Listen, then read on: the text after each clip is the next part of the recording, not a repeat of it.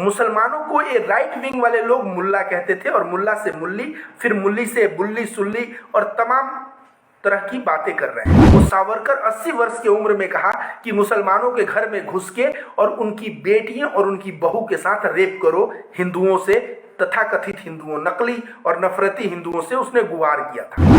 पूरे विश्व में मैसेज आ रहा है कि भारत में अल्पसंख्यक समुदाय, मुसलमान समुदाय की बहन बेटियों की इज्जत को खतरे में डाला गया है और इस तरह की चीजें हो रही हैं।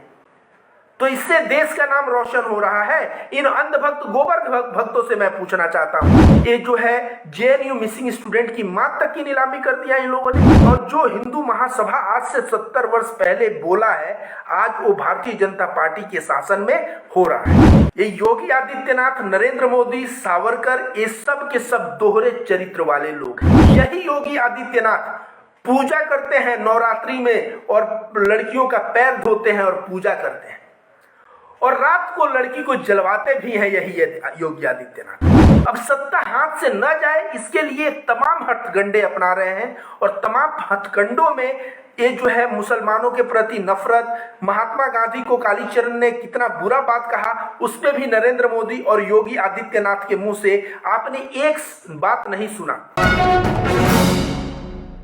और दोस्तों, आप लोगों के बीच में बात करूंगा जो बुल्ली बाई ऐप, इस ऐप पे मुसलमान औरतों को, लड़कियों को, और ये कौन है, ये कोई जर्नलिस्ट लड़की है, तो कोई रेडियो पे बोलने वाली लड़की है, तो कोई कांग्रेस की दिग्गज नेता है, तो मिसिंग जेएनयू स्टूडेंट जो है उसकी मां है। इस तरह के लोग जो हैं, इस तरह की औरतों और लड़कियों को नीलामी की जा रही थी बुल्ली बाई ऐप पे। अब आपको लगेगा कि ये कोई पहली घटना है, ये पहली घटना नहीं है। इसके पहले एक सुल्ली डील नामक ऐप पे भी ऐसा किया गया और जिसमें आज तक कोई गिरफ्तारी नहीं हुई थी। लेकिन बुल्ली बाई ऐप में महाराष्ट्र पुलिस ने इनिशिएशन लेके और दो लोगों को गिरफ्तार किया गया। एक 21 वर्ष का लड़का जिसका नाम विशाल है और एक 18 वर्ष की लड़की इसमें संलग्न पाई गई है। अब दोस्तों, आप लोगों के मन में सवाल आएगा कि ये बुल्ली सुल्ली नाम से मुसलमानों को क्यों औरतों को ये किया जाता है। तो याद रखिए, मुसलमानों को ये राइट विंग वाले लोग मुल्ला कहते थे और मुल्ला से मुल्ली, फिर मुल्ली से बुल्ली सुल्ली और तमाम तरह की बातें कर रहे हैं। अब सवाल उठता है, क्या ये मुसलमान औरतों से बदला लेना चाहते हैं? क्या ये मुसलमान औरतों की इज्जत और आबरू से खिलवाड़ करना चाहते हैं?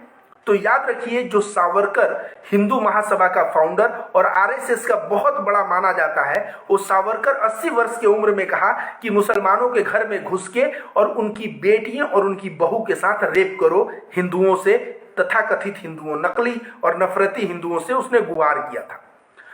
सावरकर ने तो केवल बहू और बेटियों की बात कही थी, ये यहां तक तो और आगे निकल गए, ये जो है जेएनयू मिसिंग स्टूडेंट की मां तक की नीलामी कर दिया इन लोगों ने। अब समझिए, जो आरएसएस और जो हिंदू महासभा आज से 70 वर्ष पहले बोला है, आज वो भारतीय जनता पार्टी के शासन में हो रहा है। क्यों हो रहा है? क्योंकि इनको सत्ता पहले मिली नहीं थी और इधर सत्ता 7 वर्ष के लिए मिली है, इसमें ये सब गेम खेलना शुरू कर दिए। गोलवालकर ने आज से 70 वर्ष पहले कहा था मुसलमानों को द्वितीय दर्जे का सिटीजनशिप मिलना चाहिए।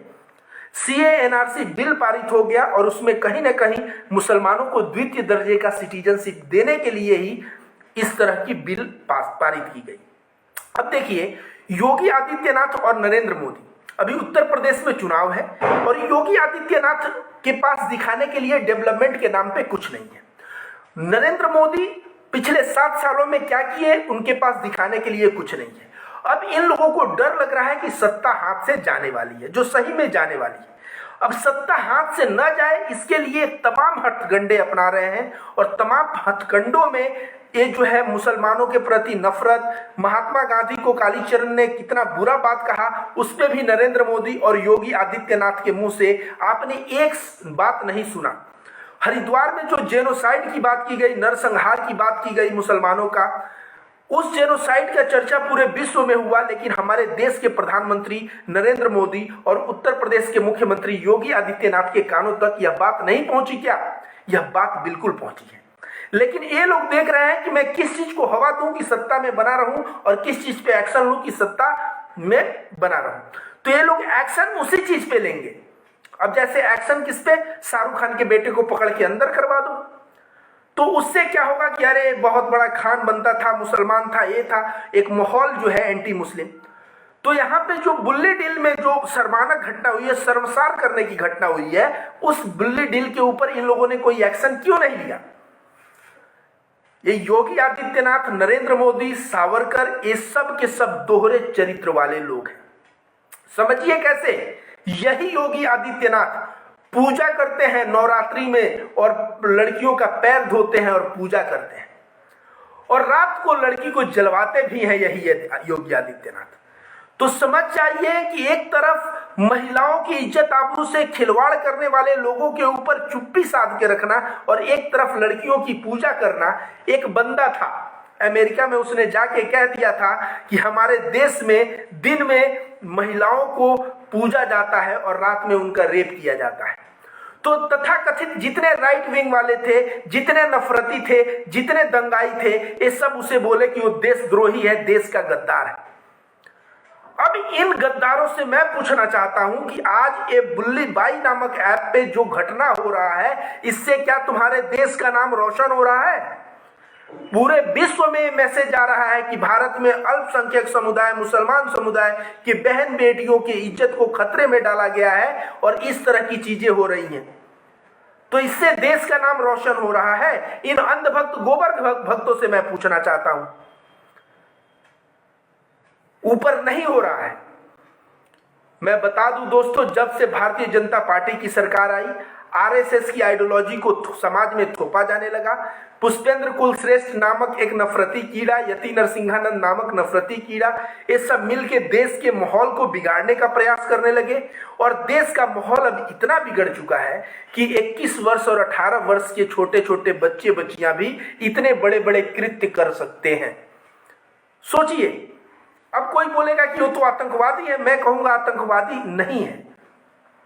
मैं ही मान लीजिए 15 वर्ष का उम्र है और मेरे दिमाग में पुष्पेंद्र कुलश्रेष्ठ, इधर से आरएसएस, इधर से पूरा मुसलमानों के खिलाफ नफरत अगर वो, और मैं अपने आप को बोलूं कि ठीक है भाई, मैं हिंदू हूं और मुसलमान अत्याचार कर रहे हैं, अब रुको, उनके साथ मैं कुछ करता हूं। मैं अगर ऐसी चीजें करने लगूं तो मुझे लोग बोलेंगे ही आतंकवादी। लेकिन हमें सवाल पूछना चाहिए कि 18 वर्ष और 21 वर्ष के लड़कों के दिमाग में ये नफरत भरा कौन, ये गोबर भरा कौन, ये हिंसा भरा कौन, ये मुसलमान महिलाओं का ये बुरा चीज भरा कौन?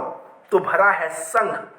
क्योंकि संघ का सावरकर एक कभी भी इसका स्टेटमेंट सुनेंगे तो मुसलमान महिलाओं को रेप करने की बात ये आज से 70-80 वर्ष पहले से करता आ रहा है। आपको पता है ये मोहन भागवत महिला को क्या कहता है? महिला एक समान है, पति की सेवा के लिए बनी है, पति की सेवा न करे इसको लात मार के भगा दो। महिलाओं को जींस नहीं पहनने दो, महिला सेवा के लिए बनी है। इस तरह की बात ये आरएसएस वाले करते हैं।